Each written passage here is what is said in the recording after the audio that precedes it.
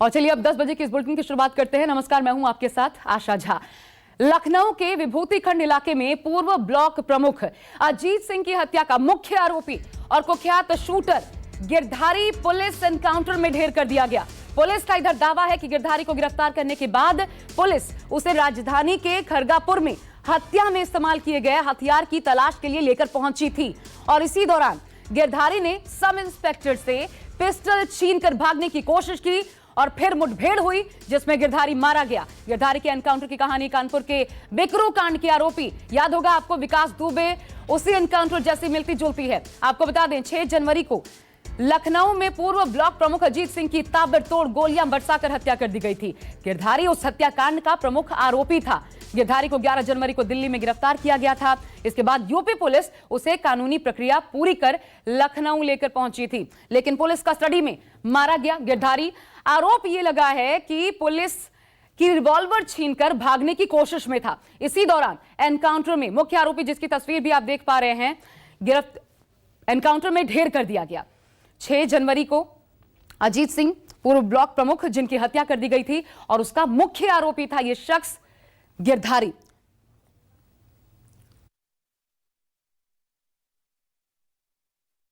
UP police का बदलापुर कहे या अपराधियों को कोई संदेश, विकास दुबे के बाद सबसे बड़ा एनकाउंटर लखनऊ में हुआ। 6 जनवरी को पूर्व ब्लॉक प्रमुख अजीत सिंह की हत्या में जिस शूटर का नाम सबसे तेजी से आया था उसका नाम था गिरधारी कन्हैया उर्फ डॉक्टर। 6 जनवरी को हत्या जब हुई उस वक्त 18 गोलियां गिरधारी ने अजीत सिंह को मारी थी, जिससे उनकी मौके पर ही मौत हो गई थी। इसके बाद से यूपी पुलिस लगातार तलाश कर रही थी गिरधारी को, लेकिन 11 तारीख को यानी 11 जनवरी को दिल्ली से गिरधारी की गिरफ्तारी और उसके बाद लगातार पुलिस इस पूरे मामले में इंट्रोगेट कर रही थी। गिरधारी 3 दिन की पुलिस रिमांड पर लखनऊ पुलिस के कस्टडी में था और उससे लगातार पूछताछ की जा रही थी।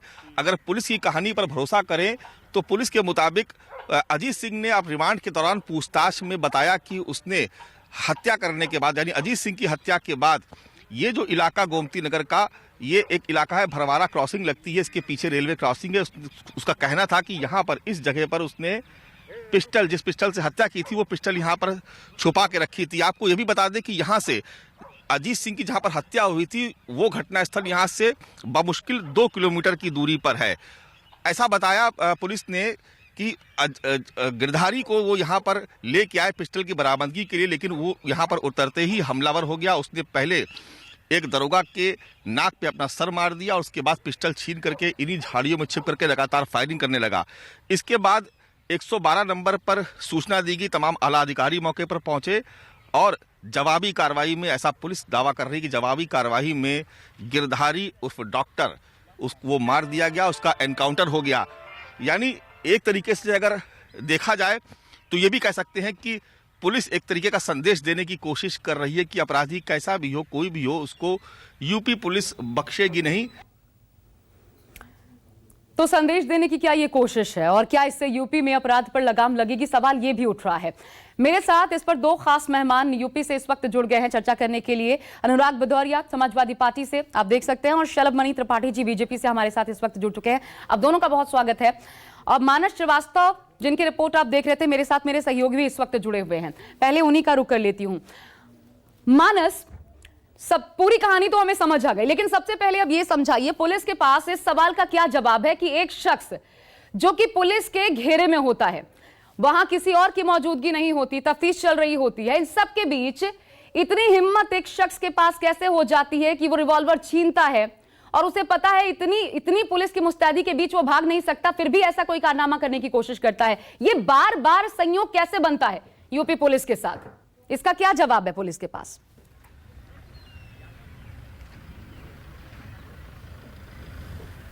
देखिए, ये संयोग नहीं है, इसको संदेश कहा जाना चाहिए। संदेश इस लिहाज से कि अगर लखनऊ की सड़कों पर पौष इलाके में चंद बदमाश आते हैं और 25-26 राउंड फायरिंग करके किसी की मौत, किसी की हत्या कर देते हैं, तो ये संदेश देने की कोशिश की जा रही है कि वो कहीं भी चला जाए उसको पुलिस खोज करके उसका इनकाउंटर कर देगी। हालांकि इनकाउंटर के लिए कोई वाजिब जगह नहीं है हमारे कानून में, लेकिन चूंकि जिस तरीके से अपराधियों ने अपराध किया उसी तरीके से उनको उसका जवाब दिया गया, क्योंकि दोनों ही तरीके के विचार रहते हैं। कुछ लोग कहते हैं कि अपराध इसलिए बढ़ रहे हैं क्योंकि अपराधी खुलेआम सड़क पे घूम रहे हैं, उनके खिलाफ कोई कार्रवाई नहीं होती है। एनकाउंटर होता तो उस पर भी सवाल उठते हैं। लेकिन ये जो कहानी है, ये कहानी लगभग विकास दुबे जैसी है। जिस तरीके से विकास दुबे को पुलिस कस्टडी रिमांड में लेकर के, जुडिशियल रिमांड में लेकर के उसको लाया गया, उसके बाद कानपुर के पास ही उसका एनकाउंटर हुआ, लगभग वैसा ही इत्तेफाक कहें। बाकी तो लोग खुद ही समझदार हैं, लेकिन जैसा पुलिस कह रही है कि यहीं पास में ही, चूंकि 2 किलोमीटर की दूरी पर ही यहाँ पर हत्याकांड हुआ था, और 2 किलोमीटर बाद ये भरवारा की क्रॉसिंग है जहां पर इस वक्त हम खड़े हुए हैं, और वहां पर ये बताया गया कि पुलिस पिस्टल की बरामदगी करने आई थी, वो पिस्टल जिससे अजीत सिंह की हत्या हुई थी। तो पुलिस की अपनी कहानी है, उसकी अपनी एक पेशबंदी है, उसने उस तरीके से पूरी कहानी को रचा भी। लेकिन सवाल लेकिन इसी यही बात बात का है ना मानस, कि आखिर ऐसी घटनाओं में बाद में होता क्या है? बार बार जो रिपीटेशन होती है ऐसी घटनाओं में, पुलिस की तरफ से जो थ्योरी दी जाती है और उसके बाद क्या कोई जांच भी होती है, और उन जांचों का क्या होता है, यह भी अपने आप में एक सवाल है। मैं शलभमणि त्रिपाठी जी, पहले अब आप ही का रुख करना चाहूंगी। सर, ये समझाइए, क्या यूपी में इंसाफ का ये तरीका बन गया है? क्योंकि लगता ऐसा ही है। बात से हतप्रभ हूं कि एक बहुत ही नोटोरियस क्रिमिनल मारा गया है, एक बहुत ही कुख्यात अपराधी मारा गया है, जिसने बहुत सालों में बहुत सारी हत्याएं की थी, कुख्यात था, दुर्दांत था। एक मैनेजमेंट के तहत उसने दिल्ली पुलिस के अंदर अपनी एक तरह से कहते हैं गिरफ्तारी दे दी थी। तो हम इस बात को लेकर चर्चा करें कि आज बहुत सारे पीड़ित परिवारों को न्याय मिला, और आप इस बात की चर्चा कर रही हैं कि कैसे मारा गया। मुझे लगता है आपको इस बात की भी चर्चा करनी चाहिए कि जिस पुलिस वाले को चोट आई है, आप कह रहे हैं ये न्याय मिला, ये न्याय है आपकी नजर में, ये इंसाफ है, और फिर अगर किसी पुलिस वाले कोर्ट कचहरी इसकी कोई जरूरत नहीं है, ये न्याय है सर? नहीं, आप जो कह रही हैं वो आप अपनी बात कह रही हैं। मैं ये कह रहा हूं किसी पुलिस वाले पर हमला करके कोई अपराधी भाग रहा है, तो क्या पुलिस वाला आपकी मानवाधिकार की पुस्तक पढ़ेगा, या आप जो एंकरिंग कर रही है वो पढ़ेगा? वो उसका जवाब देगा। उत्तर प्रदेश में माननीय योगी जी के नेतृत्व में पुलिस को इस बात का अधिकार दिया गया है, पहले नहीं था।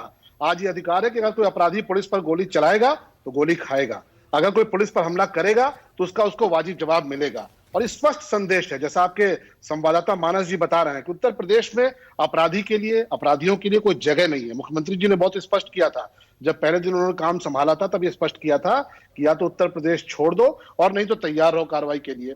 ऐसे में अगर कोई दुर्दांत अपराधी गोमती नगर में घटना करता है, तो उसके साथ आप चाहती हैं कि हम उसके मानवाधिकार की पुस्तक पढ़ते हुए, जब वो पुलिस पर गोली चला रहा है तो हम मानवाधिकार की पुस्तक पढ़ें? तो हम ऐसा नहीं करने वाले। हम पुलिस के लोगों को भी अधिकार देने वाले हैं, क्योंकि हमारी नजर में एक अपराधी के मानवाधिकार से ज्यादा बड़ा मानवाधिकार उस पुलिस वाले का है जो अपनी ड्यूटी निभा रहा है, जो अपना काम कर रहा है। तो हम उसके साथ भी खड़े हैं। अगर ये अपराधी पुलिस वाले को मार देता तो आप क्या करती?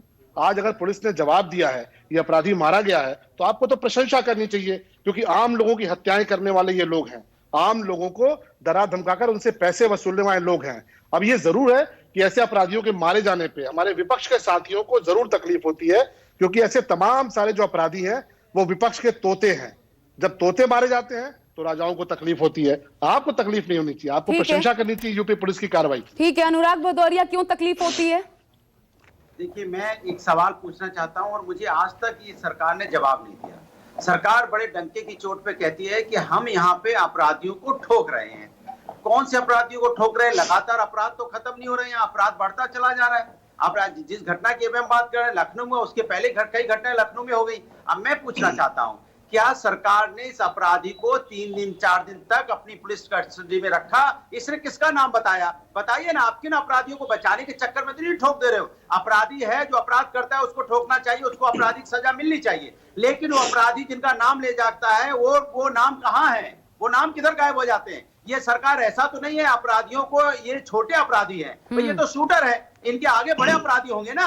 शूटर को मार के आप शान अपनी बता रहे हो, मारना भी चाहिए जो अपराधी होगा, लेकिन शूटर का बाप कौन है ये बताओ ना। पहले आपने शूटर को इतने दिन से पकड़ के रखा था, शूटर को आपने शूट कर दिया, तो आप बताइए उस शूटर का बाप कौन है? वो तो बता के क्या होगा आपको? या आप उनके बाप को बचाने के लिए सब कार्रवाई करते हैं? ठीक है, शलभमणि जी, क्या पर्दे के पीछे खेल चल रहा है? आप शूटरों के बाप को बचा रहे हैं क्या? देखिए, अनुराग जी ने सवाल पूछा है, हो रहा है, ये चिंता की बात है उत्तर प्रदेश के अंदर। अनुराग जी जवाब ले लेते हैं। शांत कराइए, उत्तर प्रदेश शांत करा दिए। अनुराग जी, पर्दे के पीछे खेल चल रहा है, ये आपने स्पष्ट बता दिया। शलभमणि जी से जवाब लेते हैं। ठीक है, नहीं होती। और दिन दहाड़े बलिया में जिस तरह से सीओ एसडीएम के सामने गोली मार के हत्या, इनको शांत कराइए तो मैं जवाब दूंगा। ठीक है अनुराग जी, ठीक है, आपने बता दिया विरोध का क्यों आप लोग करते हैं हैं, ऐसे मसलों पर क्यों उंगली उठाते हैं, समझ आ गया। अनुराग जी अब जवाब अनुराग जी बोलते रहिएगा तो जवाब नहीं मिलेगा, मेरे पास इतना वक्त नहीं है। ठीक है शलमनी जी। देखिए अनुराग भदौरिया के ये बहुत स्टाइल है कि ये सवाल पूछते हैं उसके बाद बोलना नहीं देते क्योंकि इनको पता है कि इनकी पोल खुलेगी। अब देखिए इन्होंने कहा शूटर का बाप, तो शूटर का बाप कौन है? नहीं इनको चुप कराइए, पहले इनको पहले चुप कराइए। नहीं फिर ऐसे डिबेट नहीं हो सकते, इनको चुप कराइए। आप और इन्हीं को बोलना चाहते हैं। अनुराग जी आप मौका दे रहे हैं, आप खुद ही इतना बोल रहे हैं कि आप मौका दे रहे हैं कि उनसे जवाब ना लें। आप सिर्फ सवाल उठाइए, जवाब ना लीजिए। अनुराग जी आपके सवाल उठाने का कोई मायने नहीं है, अगर आप जवाब नहीं लेंगे जवाब तो लीजिए। देखिए आप बोलते फिर मुझे आपकी आवाज डाउन करनी पड़ेगी, यही एक तरीका बच जाता है। आपने सवाल उठा दिया, समझ आ गया, आप जवाब लेने दीजिए। अनुराग मैंने शुरू में ही कहा था ना कि जब तोता मारा जाता है तो राजा कितने बेचैन होते हैं, तड़फड़ाते हैं। अनुराग भदौरिया उसका उदाहरण है कि देखिए कितना बेचैन है, परेशान है, तड़फड़ा रहे हैं। इन्होंने कहा शूटर का बाप, बिल्कुल सही इन्होंने कहा कि ये होता था कि शूटर जेल, जो बाप होता था वो जेल के अंदर बैठता था और जेल के अंदर बैठ के हत्याएं कराता था और उसका कुछ नहीं होता था। लेकिन कब होता था? 2017 के पहले। शूटर का बाप कौन है? मुख्तार अंसारी। शूटर का बाप मुख्तार अंसारी है, जो आज जाके सुप्रीम कोर्ट के अंदर गिड़गिड़ा रहा है कि साहब हमें उत्तर प्रदेश से जाने से बचाइए, हमें योगी जी के राज से बचाइए। तो शूटर के बाप के खिलाफ कार्रवाई कौन कर रहा है? अनुराग भदौरिया। तोता जिसका मारा जा रहा है उस पर कौन तड़फड़ा रहा है? आपने मुख्तार अंसारी के खिलाफ कौन सी कार्रवाई की?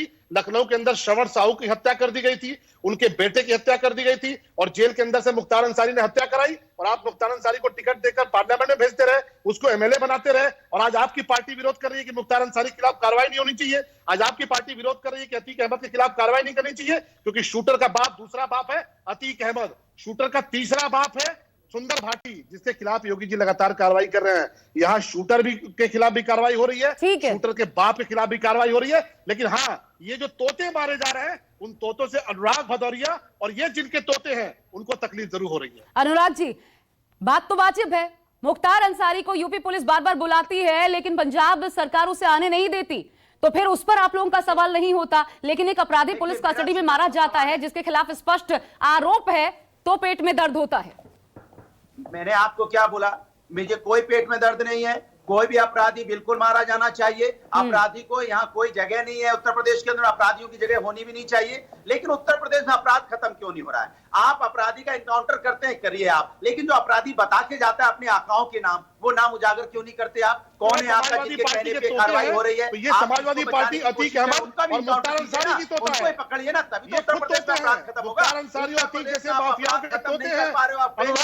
आप सिर्फ जाति धर्म की राजनीति करके उत्तर प्रदेश में मुद्दे से भटकाना चाहते हो। समाजवादी पार्टी जब आपके लोकतांत्रिक तरीके से विरोध करती है, आप उसको जेल में डाल देते हो। क्या आपने मथुरा में 5 महिलाओं को जेल में नहीं डाला? समाजवादी पार्टी को तकलीफ हो रही है, मुख्यमंत्री को देंगे तो आप जेल भेज दोगे? कमाल की बात है। मतलब समाजवादी पार्टी को स्टूडियो में बुलाते हैं क्योंकि बाकी कोई नहीं बोलता। अपराधी के बढ़ते ही समाजवादी पार्टी बेचैन हो जाती है, भारतीय जनता पार्टी इनके तोते हैं। ये जितने अपराधी हैं समाजवादी पार्टी के तोते हैं। समाज के असली गुंडों को बचाना चाह रही है, असली गुंडों को बचाने के लिए छोटे मोटे गुंडों का एनकाउंटर कर रही है।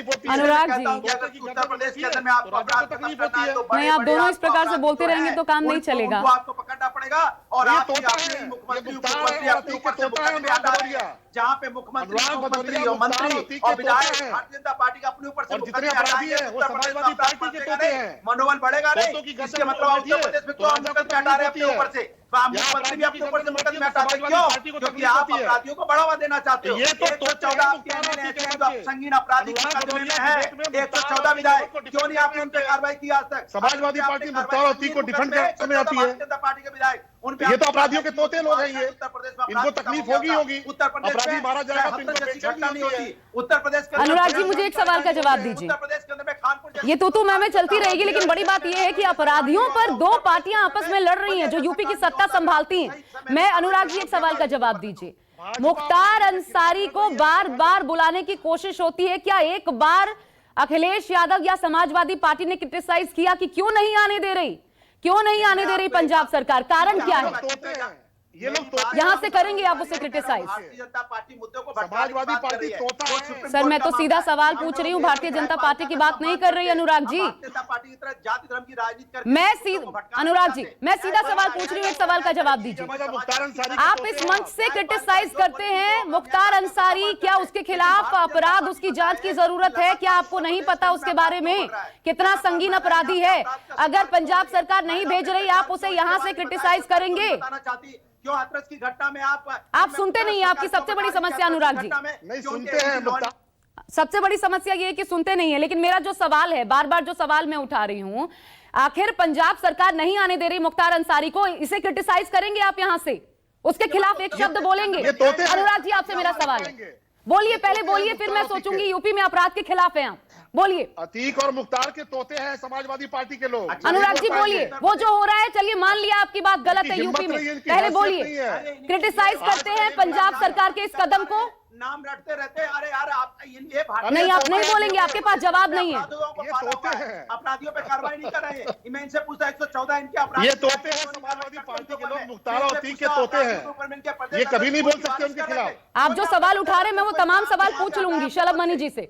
मेरा सवाल स्पष्ट है, आपकी नीयत साफ है तो यहाँ से मुख्तार अंसारी अगर नहीं आ रहा, क्रिटिसाइज कीजिए पंजाब सरकार के उस कदम को। अगर आपकी नीयत साफ है तो यहीं से क्रिटिसाइज कीजिए। बोलिए एक शब्द, बोलिए अनुराग जी, एक शब्द बोलिए। मेरी आवाज आप तक पहुंच रही है, मुझे पता है आप नहीं बोलेंगे। सुनिए, आपकी हिम्मत तो होती नहीं।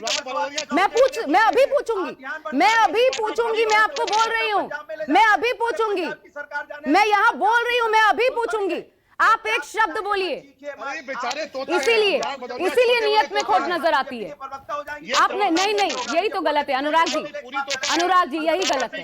मैंने बोला मैं आपके हर एक सवाल पूछूंगी, मैंने आपके हर एक सवाल पूछना है अनुराग जी। बेचारे किससे पूछ रही हैं आप? बेचारे मैं बोल रही हूँ, मैं हर सवाल पूछूंगी। आपकी नीयत अगर पहले साफ है, एक शब्द में बोलिए। पंजाब सरकार को आप क्रिटिसाइज करते हैं, जो बार बार मुख्तार अंसारी को लेकर आने की जो यूपी सरकार की कोशिश है, उसमें बाधा उत्पन्न करती है। आप एक बार बोलिए, मैं 100 सवाल पूछूंगी। आपने चिल्ला लिया, मैं बोलूं? हाँ बोलिए। अरे ये तोते हैं, ये कभी नहीं बोलेंगे। फिर उधर से चिल्लाएंगे। शलभ मनी जी सुन लीजिए, कभी नहीं बोलेंगे। मैं आपसे पूछता हूं, उत्तर प्रदेश की सरकार, समाजवादी पार्टी को तकलीफ होती है जब उत्तर प्रदेश की सरकार नाकाम है, ये अपराधियों को पकड़ने में नाकाम है। और आप नहीं बोलेंगे, आप नहीं बोल रहे हैं, नहीं बोल रहे हैं, फिर आप कहीं और जा रहे हैं। और मेरा सवाल कुछ और था, आप कहीं और जा रहे हैं। मैं क्या पूछ, आप बोलिए तो। आपकी हैसियत आपने पार्लियामेंट भेजा है मुख्तार और अतीक को।